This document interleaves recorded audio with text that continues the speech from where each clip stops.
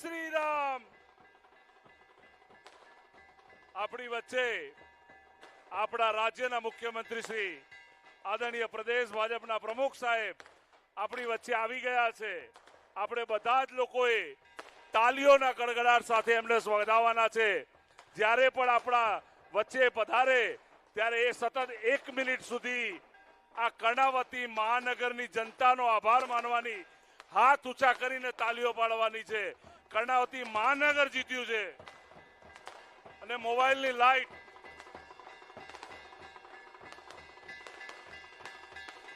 આપણે બધા લોકોએ મોબાઈલની લાઈટ ચાલુ કરવાની છે.